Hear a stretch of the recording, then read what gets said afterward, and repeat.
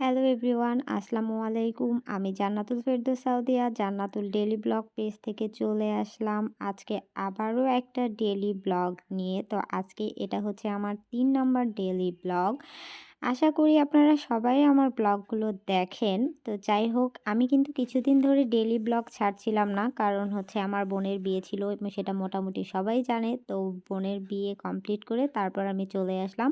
এখন থেকে প্রতিদিনই আমার ডেইলি ব্লগগুলো দিব। আমি সারাদিন কি করি না করি এটাই আসলে আপনাদের সাথে শেয়ার করব। তো সকালবেলা ঘুম থেকে উঠেই আমি ব্রাশ করে মুখ ধুয়ে তারপর এই যে এখন কি সুন্দর কুটুবাবুর মতো হচ্ছে ময়েশ্চারাইজার মুখে দিয়ে দিলাম। যেহেতু শীতকাল এখন কিন্তু প্রচুর পরিমাণ ময়েশ্চারাইজার ইউজ করা উচিত। এটা মুখের জন্য অনেক ভালো। আর দেখেন বাইরে কি পরিমাণ কুয়াশা পড়ছিল তখন অবধি। তখনও কিন্তু বেলা হচ্ছে ১০টা বাজতেছে। যদিও বা আমি সকাল, সকাল একদমই নাস্তা করি না। তারপরেও আজকে কেন জানি মনে হলো যে একটু সকাল, সকাল নাস্তা করে নেই। তো নাস্তা বানানোর ভিডিওটা কিন্তু আমি স্কিপ করেছিলাম।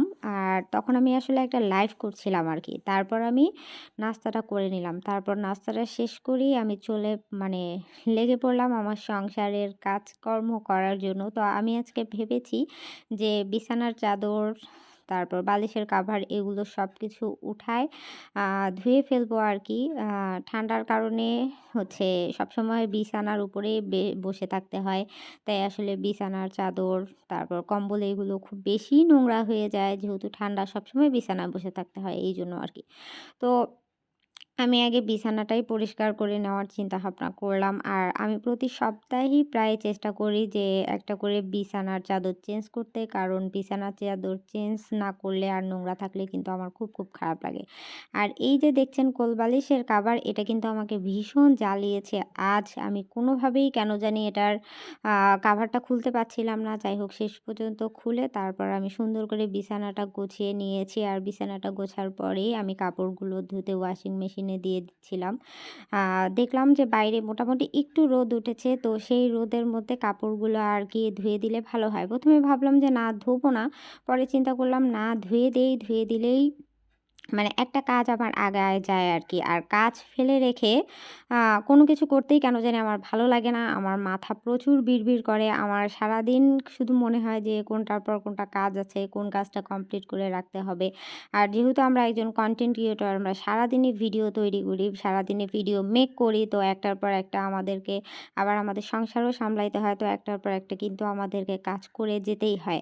আজকে কিন্তু আমি হচ্ছে গাছগুলাতে মোটেও পানি দেইনি। পানি দিতে একেবারেই ভুলে গিয়েছিলাম। আর সেটার জন্য আমার অনেক বেশি খারাপ লেগেছিল পরবর্তীতে। যদিও বা রাতে দেওয়া হয়েছিল। পরবর্তীতে আর সেটা হচ্ছে আপনাদের সাথে দেখানো হয়নি, শেয়ার করা হয়নি আরকি।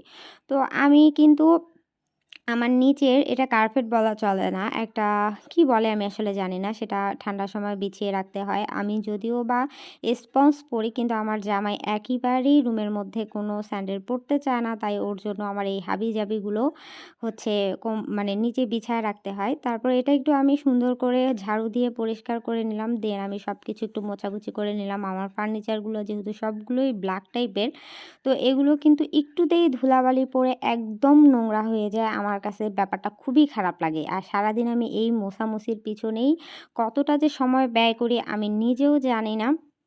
তো এগুলোই খুব ভালোভাবে মুছছিলাম। এগুলো মোছার পরে কিন্তু কিছুক্ষণ পরে আবার ধুলাবালি পড়ে একদমই বাজে অবস্থা হয়ে যাবে। তো এগুলো করতে, করতে আমি গাছে একটু পানি দিয়ে দিলাম আমার রুমের গাছটাতে আরকি। দেন আমিও একটু পানি খেয়ে নিলাম। ভাবলাম যে গাছটা পানি খাবে, আমি যদি না খাই তাহলে ব্যাপারটা কেমন হয়ে যাবে। তাই আরকি একটু পানি খেয়ে নিলাম। পানি খেয়ে আমি রুমটা ঝাড়ু দেওয়া শুরু করে দিলাম। এই রুম কিন্তু আমাকে সারাদিনে ৩ থেকে ৪ বার ঝাড়ু দিতে হয়। কেন যে এতবার ঝাড়ু দিতে হয়, না বাসায় আমার একটা বাচ্চা-কাচ্চা আছে, না আমি সবসময় নোংরা করি এমন কিছুই না।